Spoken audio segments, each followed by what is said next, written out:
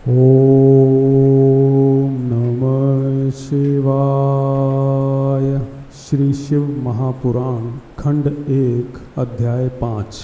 भगवान सदाशिव ने कहा, हे प्रिय, हमें एक ऐसा मनुष्य उत्पन्न करना चाहिए जो सब विधाओं में पारंगत हो और जिसके ऊपर हम संपूर्ण सांसारिक भार को छोड़कर आनंद पूर्वक विहार कर सकें।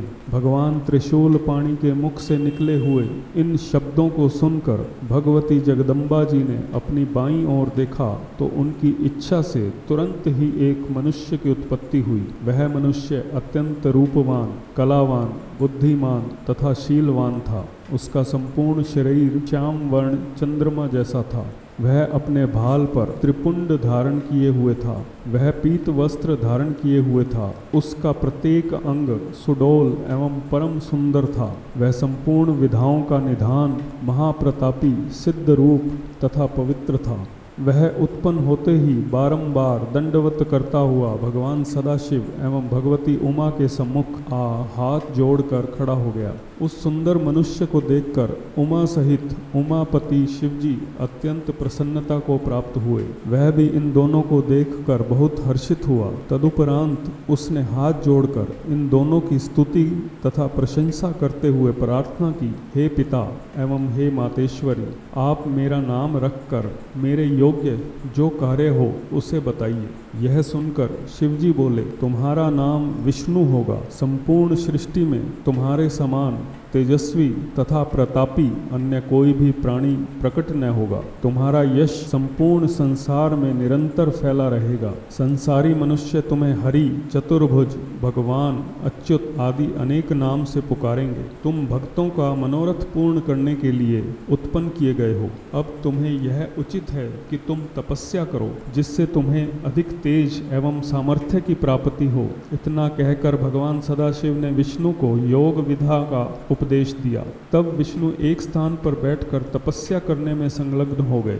हे नारद, वे 12 दिव्य सहस्त्र वर्ष पर्यंत एक ही आसन पर बैठे हुए योग साधन द्वारा भगवान सदाशिव का ध्यान करते रहे। परंतु जब उन्हें तपस्या का कुछ भी फल प्राप्त नहीं हुआ तो उनके हृदय में अत्यंत शोक हुआ। उसी समय जिस प्रकार वर्षा में बादल गरजते हैं, ठीक उसी प्रकार यह आकाशवाणी हुई, हे विष्णु, तुम मन लगाकर फिर से तप करो, क्योंकि हम सुगमता से किसी को दिखाई नहीं देते हैं। इस आकाशवाणी को सुनकर उन्होंने पुनः अत्यंत कठिन तप करना आरंभ कर दिया। उस कठिन तपस्या के कारण विष्णु के पवित्र शरीर से इतना पसीना निकला कि उससे एक नदी बह चली। उस अवस्था में बैठे हुए विष्णु जब मूर्छित हो गए तब उनका नाम तीनों लोकों में हर नारायण प्रसिद्ध हुआ। वे इस प्रकार मूर्छित हो गए कि जैसे कोई निद्रा में शयन कर रहा हो। उसी दशा में भगवान सदाशिव की इच्छा से विष्णु की नाभि से एक कमल की उत्पत्ति हुई। उस कमल में बहुत सी पंखुड़ियां थी।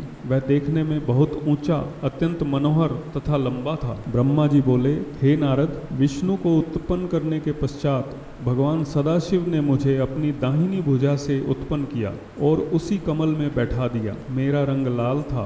मेरे 4 मस्तक थे जो चारों दिशाओं की ओर खुल रहे थे। मेरे अन्य सभी अंग विष्णु के समान ही थे। मैं भी अत्यंत सामर्थ्यवान एवं तेजस्वी था। उसी समय मैंने यह आकाशवाणी सुनी, हे पुत्र, तुम्हारे अज, ब्रह्मा, धाता, विधाता, प्रजेश, परमेष्ठी, बहुगर्भ आदि अनेक नाम होंगे। परंतु मैं उस समय यह नहीं जान सका कि मुझे उत्पन्न करने वाला कौन है। हे नारद, भगवान सदाशिव की माया तीनों भुवनों को घेरे हुए है। वे जो चाहते हैं वही होता है। अस्तु, जब मैं यह नहीं जान सका कि मैं किसके द्वारा उत्पन्न हुआ हूँ और किसका पुत्र हूँ तथा उस कमल के पुष्प की जड़ कहाँ है, तब मैंने अपने मन में यह विचार किया कि जिसके मूल से यह कमल का पुष्प उत्पन्न हुआ है वही मेरा पिता होगा। ऐसा निश्चय करके उस कमल की जड़ को जन्म देने वाले अपने पिता का पता लगाने के लिए मैं उस कमल की डंडी के मार्ग से उस जल के भीतर जा पहुंचा जिसमें होकर वह कमल नाल ऊपर को निकली हुई थी। यद्यपि मैं उस कमल नाल के सहारे सैकड़ों कोसों तक पानी के भीतर चला गया, परंतु मुझे उसके उद्गम स्थान का कोई भी पता नहीं चल सका। तब मैं निरंतर 100 वर्षों तक प्रयत्न करने के बाद निराश हो जाने के शोक से व्याकुल होकर उसी स्थान पर पुनः लौट आया जहां से नीचे की ओर गया था। जब मैं पुनः ऊपर लौट कर आया तो यह देखकर मेरे आश्चर्य की सीमा नहीं रही कि वहां वह कमल पुष्प कहीं भी दिखाई नहीं देता था जिस पर मैं पहले बैठा हुआ था। इस अद्भुत दृश्य को देखकर मुझे अत्यंत चिंता हुई।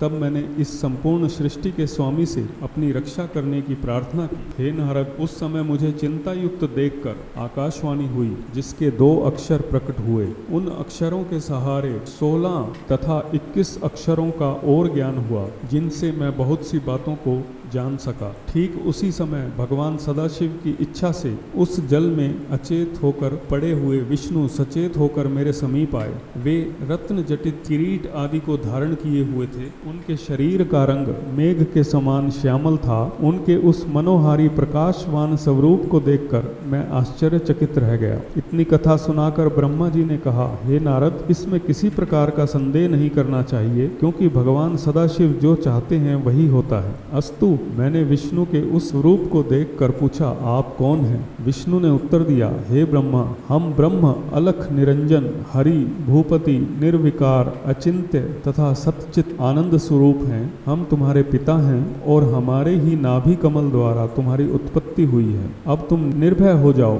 क्योंकि हम तुम्हारे रक्षक हैं। हमसे ऊपर, हमारे समान अथवा हमसे उत्तम अन्य कोई नहीं है। हम सभी के स्वामी हैं। हे नारद, विष्णु जी ने यह बात अज्ञान अवस्था में ही कही थी कि हम ही उत्तम हैं और हम ही ब्रह्म हैं, क्योंकि वे उस समय शिव जी की माया से अचेत थे। भला इस संसार में ऐसा कौन है जिसे भगवान सदाशिव की माया भुलावे में नहीं डालती? हे नारद, विष्णु के मुख से यह वचन सुनकर मुझे अत्यंत क्रोध आया। तब मैंने उनसे कहा, हे विष्णु, तुम ऐसी असत्य बात मत कहो और कैवल्य भाव का निश्चय रखो। यदि तुम हमें उत्पन्न करने वाले होते तो वेद हमें ब्रह्मा, पितामह, विधाता, परमेष्ठी आदि नामों से नहीं पुकारते। हम स्वयं ही तीनों गुणों को धारण करके संपूर्ण सृष्टि को उत्पन्न करने वाले हैं। अतः तुम्हें हमारे प्रति ऐसा शब्द नहीं कहना चाहिए। मेरी बात सुनकर विष्णु बोले, हे ब्रह्मा, तुम्हें ऐसे अज्ञान में पड़ना उचित नहीं है। इस सृष्टि को उत्पन्न करने वाले तुम नहीं हो, बल्कि हम ही हैं। हम ही सब जीवों को उत्पन्न करके उनका पालन करते हैं और प्रलय काल में सबको नष्ट कर देते हैं। हमारे हरि, ईश, अच्युत आदि सर्वोत्तम नाम हैं। हमारी माया के वशीभूत होकर सब लोग अपना ज्ञान भुला बैठते हैं। इसीलिए